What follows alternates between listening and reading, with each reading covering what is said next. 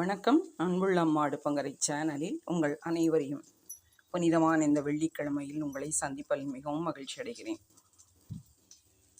இன்னைக்கு இந்த தோசை, இட்லி, என்ன சட்னி, பொங்கல் எதுக்குன்னாலும் யூஸ் பண்ணுற மாதிரி ஒரு சட்னிக்கு ரெடி பண்ணியிருக்கேன். அதில் ஒரு ஸ்பூன் நல்லெண்ணெய் அல்லது குக்கிங் ஆயில் ஊற்றி உளுத்தம்பருப்பு இவ்வளவு, முழு உளுந்தோ அரை உளுந்தோ ஏதோ ஒன்று, கடலைப்பருப்பு கொஞ்சமாக, அதில் பாதி,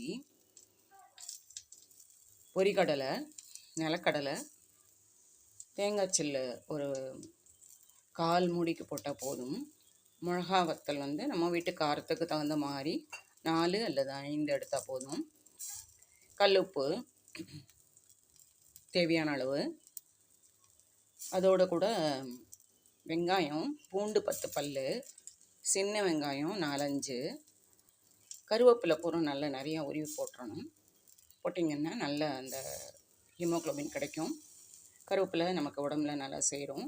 புளி நல்லா இவ்வளோ புளி போடணும். புளி கொஞ்சமாக ஒரு சின்ன நெல்லிக்காய் அளவுக்கு போட்டாலே போதும். எல்லாத்தையுமே நல்லா எண்ணெய் ஊற்றி வாணலியில் நல்லா நமக்கு ஃப்ரை பண்ணிக்கணும். கொஞ்சம் ஒரு நேரம் கூட இருக்கும், நல்லா வச்சுருந்து சாப்பிட்லாம். தேங்காயும் நல்லா ஃப்ரை பண்ணிட்டோம்னா நமக்கு சாப்பிட நல்லா டேஸ்ட்டாக இருக்கும். இது காலையில் நேரத்தில் குழந்தைங்க ஸ்கூலுக்கு போகிறதுக்கு, ஆஃபீஸ்க்கு போகிறதுக்கு இந்த சட்னி செஞ்சிட்டோம்னா பாக்ஸ்லேயே கூட இஞ்சி கொஞ்சம் போட்டுக்கலாம். ஒரு சின்ன துண்டு, இவ்வளவு அளவுக்கு சின்ன இஞ்சி, ரொம்ப காரம் இல்லாமல் இந்த அளவுக்கு இஞ்சி சேர்த்திங்கன்னா வாசனை நல்லா இருக்கும். உங்களுக்கு பட்டை மிளகா பிடிக்கலைன்னா கூட பச்சை மிளகா 2-3 போட்டுக்கலாம். அதுவும் வாசனை டேஸ்ட்டு நல்லாயிருக்கும். இது அப்படியே வறுத்துட்டு சூடு ஆறின உடனே மிக்சியில் நல்ல ஒரு 1/4 டம்ளர் வெந்நீர் ஊற்றி நீங்கள் நல்ல தொகையில் அரைச்சி வச்சுட்டிங்கன்னா சாப்பாட்டு கூட நெய் ஊற்றி அல்லது நல்லெண்ணெய் ஊற்றி நல்லா பிசைஞ்சு சாப்பிட்லாம். நல்லாயிருக்கும் டேஸ்ட்டு. பொரிக்கடலை போடணும், நிலக்கடலை போடணும், உளுத்தம்பருப்பு, முழு உளுத்தம்பருப்பு, கடலைப்பருப்பு, பூண்டு, சின்ன வெங்காயம், தேங்காய், கருவேப்பிலை, பட்டை மிளகா, புளி கொஞ்சோண்டு. இதுதான் இதில் தேவையான அளவு ஐட்டம்ஸு. செய்து பாருங்கள், ரொம்ப டேஸ்ட்டாக இருக்கும். நான் இப்போ அரைச்சிட்டு உங்களுக்கு காமிக்கிறேன். உப்பு தேவையான அளவு, பெருங்காயம் போட்டுக்கணும். பொதுவாக தொகையிலுக்கே நம்ம பெருங்காயம் சேர்த்தோம்னா தான் நல்ல வாசனை நல்ல தூக்கலாக இருக்கும். அது செரிமானத்திற்கும் ரொம்ப பிரயோஜனப்படும் பெருங்காயம். இஞ்சி பெருங்காயமெல்லாம் உங்களுக்கு உள்ள டைஜஷனுக்கு ரொம்ப ஹெல்ப்ஃபுல்லாக இருக்கும். இதை வறுத்துட்டு நம்ம செய்யறதுனால எதுவும் செய்யாது, நல்லாயிருக்கும். 2 வயசு குழந்தைங்க சாப்பிட்ற இட்லி தோசை கூட தொட்டுக்கிறதுக்கு தரலாம். காரம் அதுக்கு தகுந்த மாதிரி நம்ம போடணும். டேஸ்டியாக இருக்கும். நீங்களும் செய்து பாருங்கள்.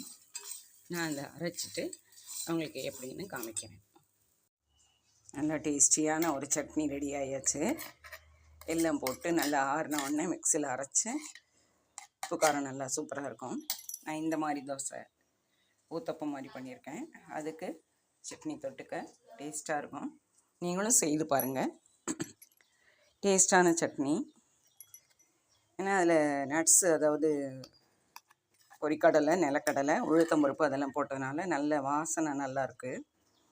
இந்த மாதிரி ஊத்தப்பம் அல்லது தோசை, இட்லி அதுக்கு தொட்டுக்கிறதுக்கு ரொம்ப டேஸ்ட்டாக இருக்கும். கூடவே 2 சாப்பிடுவாங்க. நீங்களும் செய்து பாருங்கள். எல்லாருக்கும் இது ரொம்ப பிடிக்கும். என்னுடைய பதிவை இப்போ தான் நீங்கள் முதல் தடவை பார்க்குறீங்கன்னா உங்கள் சப்ஸ்கிரிப்ஷனை எனக்கு கொடுங்க. உங்கள் நண்பர்களோடு பகிர்ந்துக்கங்க. மேலும் வித்தியாசமான புதிய பதிவுகளோடு உங்களை சந்திக்கிறேன்.